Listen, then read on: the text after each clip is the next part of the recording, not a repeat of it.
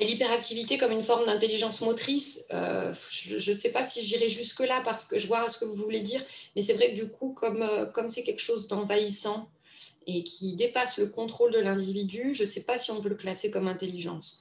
En tout cas, a priori, l'hyperactivité, c'est une énergie, une dynamique qui peut être très positive, qui peut être vraiment bénéfique et très positive, qui donne, voilà, qui donne une certaine force en fait. Hein. Mais voilà, il ne faut pas que ce soit envahissant, il faut qu'on puisse quand même contrôler ça. Et c'est vrai qu'on est dans des sociétés où on demande à l'enfant de bien se tenir, de bien se comporter. Peut-être que des sociétés ou des cultures où on a moins de pression là-dessus, bah, du coup, l'hyperactivité va être moins vue comme négative. Donc, on va en parler des variations culturelles justement par rapport à ça. Mais d'abord, je voulais insister sur la question de la gestion des émotions. Parce que voilà, je vous dis, ça, pour moi, ça devrait presque faire partie d'un symptôme, de la liste des symptômes du TDAH, parce que c'est quelque chose qu'on retrouve très, très fréquemment. C'est une plainte, moi, que je vois quasiment systématiquement chez les enfants TDAH que je reçois. Donc, les parents me disent, voilà, il se met vite en colère, il a du mal à supporter la frustration, mais ça peut aussi concerner, en fait, toutes les émotions. Donc, pareil, parce que, en fait, les colères, ça, ils vont tout de suite vous le dire. Hein.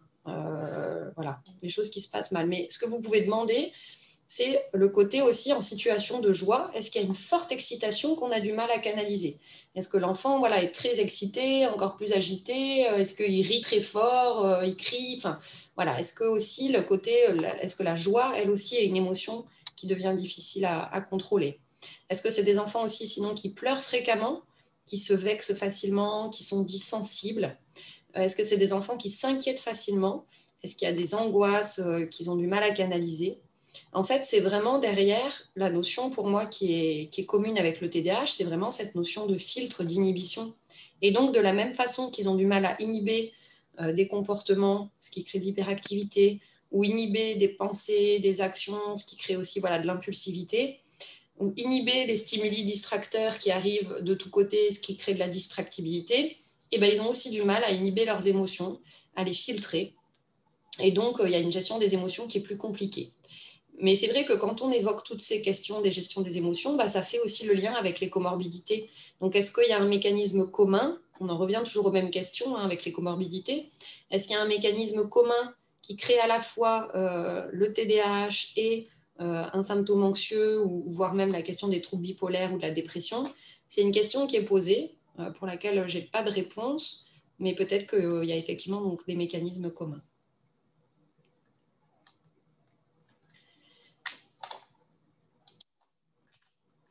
Les troubles du sommeil peuvent être aussi un signe de TDAH parce qu'ils sont très fréquents. Alors c'est vrai qu'il faut particulièrement s'y intéresser parce que des troubles du sommeil peuvent causer des troubles de l'attention. Donc ça c'est évident, on l'a tous expérimenté. Si vous êtes fatigué, si vous manquez de sommeil, vous êtes moins attentif, vous avez beaucoup plus de mal à mobiliser vos fonctions exécutives, vous êtes sur des automatismes, des routines, ça va, mais dès que vous êtes face à quelque chose qui va demander un effort d'attention ou de fonction exécutive, ça va être difficile. Donc, ça peut être une cause de votre trouble de l'attention. Mais là, il faut se méfier, c'est que c'est aussi une comorbidité. Donc, on a aussi 25 à 50% des enfants TDAH qui ont des troubles du sommeil. Et si on résout leurs troubles du sommeil, on ne résout pas le TDAH chez ces enfants. Donc, c'est vraiment des choses qui, sans doute, sont intriquées et créent des cercles vicieux, mais qui sont quand même... Mais ce n'est pas l'un qui est enfin, le trouble du sommeil n'est pas forcément la cause du TDAH, en fait.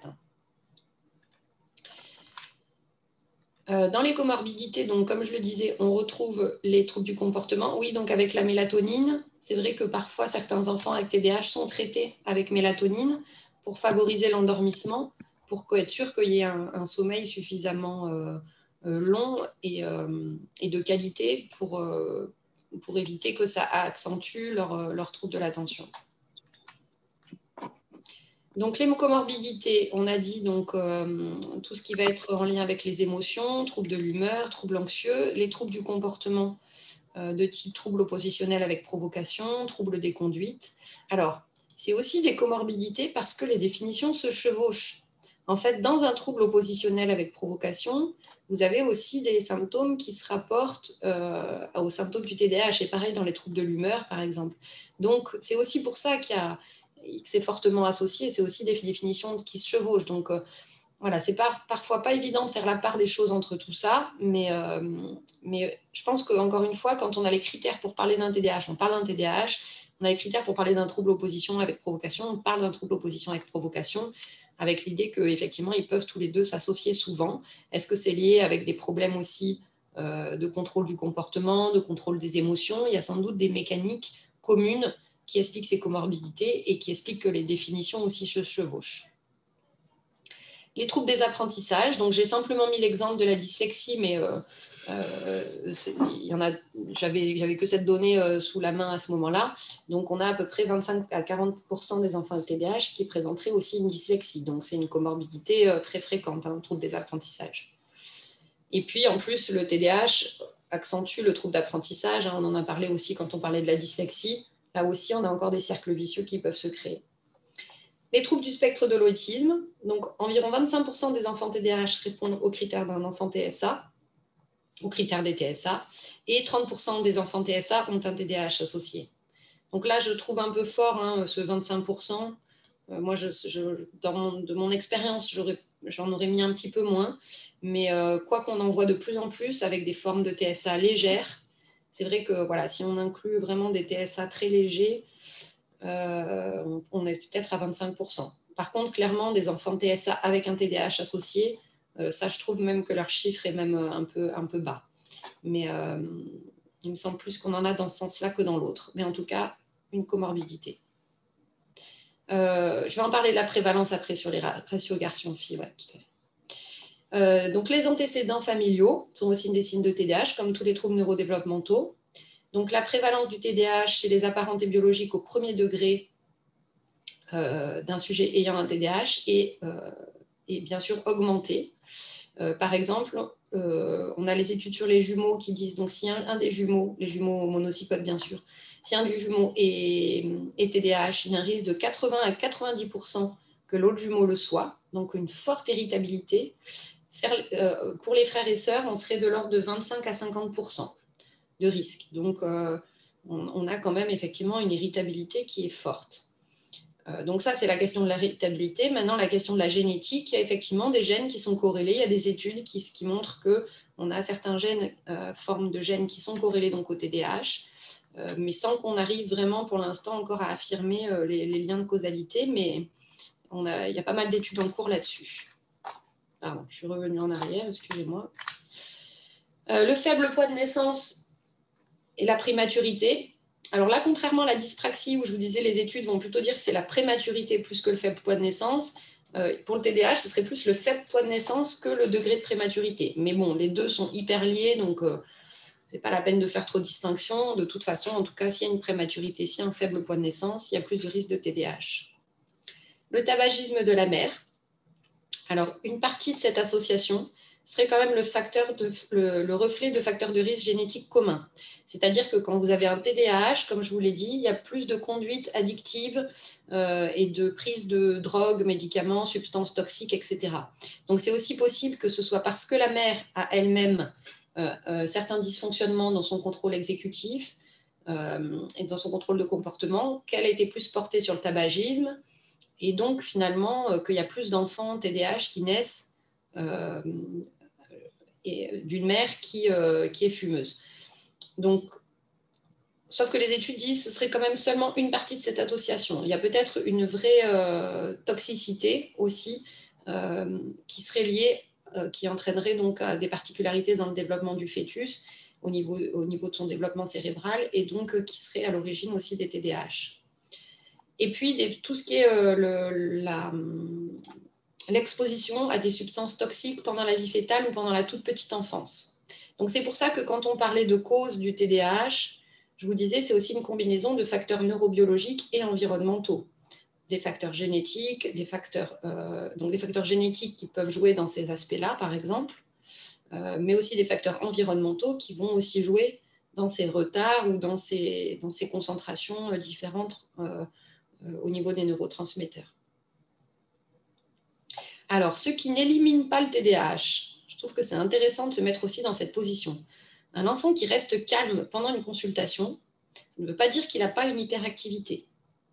Parfois, dans une situation nouvelle, avec quelqu'un qui porte l'autorité, qui a une blouse blanche, ou voilà, simplement une situation nouvelle où les parents ont un petit peu mis la pression à l'enfant, il faut que tu te comportes bien, ou, enfin voilà, il peut y avoir plein de raisons qui font qu'à un moment, pendant un temps donné, un enfant hyperactif peut tout à fait rester calme, et ça peut durer 1 heure, le temps d'une consultation. Donc, et ça élimine pas des symptômes d'hyperactivité. On n'est pas que dans de l'observation directe quand on les pose. On va chercher comment ça se passe à la maison, comment ça se passe à l'école. Donc, un enfant qui reste calme en consultation n'élimine pas une hyperactivité. Les parents qui ont des difficultés à poser un cadre éducatif contenant. Parmi les causes, les vaccins, non, rien d'écrit à ce niveau-là. Peut-être que vous avez en tête une étude, mais pour moi, ça ne me dit rien. Donc, est-ce qu'il y a des substances toxiques dans les vaccins qui peuvent...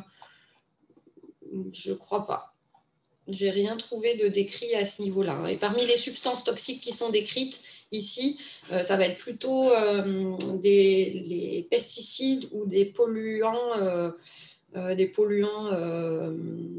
qui jouent ensuite sur les régulations hormonales. Mais au niveau vaccin, non, je ne crois pas. Donc, ouais, n'hésitez pas à la partager, ça peut être intéressant, mais voilà, j'ai lu peu de choses à ce niveau-là. Je connais peu d'études à ce niveau-là. Donc, les parents qui ont des difficultés à poser un cadre éducatif contenant, on peut avoir l'impression que parfois, les parents ne sont pas assez cadrants, assez sévères, ils ne posent pas les limites, et donc, on a l'impression que c'est peut-être ça qui explique le comportement de leur enfant. Alors, peut-être que ça peut arriver dans certains cas, mais c'est quand même assez rare. Et en tout cas, on aura des profils un peu particuliers. Et les cadres, peut-être que du coup, ce serait par exemple des enfants qui se comportent comme des enfants TDAH à la maison, mais pas à l'école. C'est pour ça qu'il faut aussi toujours les deux domaines. Il faut aussi que ça sorte à l'école et à la maison, enfin, ou en tout cas dans plusieurs activités différentes, et une activité, par exemple, dans laquelle est posé le cadre. Donc, ça peut arriver, mais en tout cas, c'est rare. Pour moi, c'est un facteur aggravant. Donc, difficulté à poser un cadre chez les parents. En plus, ça peut être lié au fait que les parents eux-mêmes ont un TDAH, puisqu'on a vu ça, il y a quand même une forte héritabilité. Donc, peut-être qu'ils ont plus de mal à poser un cadre éducatif contenant parce qu'eux-mêmes sont plus impulsifs, ont plus de difficultés à s'organiser, etc. Mais clairement, ça peut être un facteur aggravant. Par contre, dans ce cas-là, quand on a l'impression que le style éducatif des parents est en cause, enfin joue en tout cas, même s'il n'est pas la cause, même s'il joue, on peut aussi proposer des aides. Il faut proposer aussi des aides pour les parents à ce niveau-là.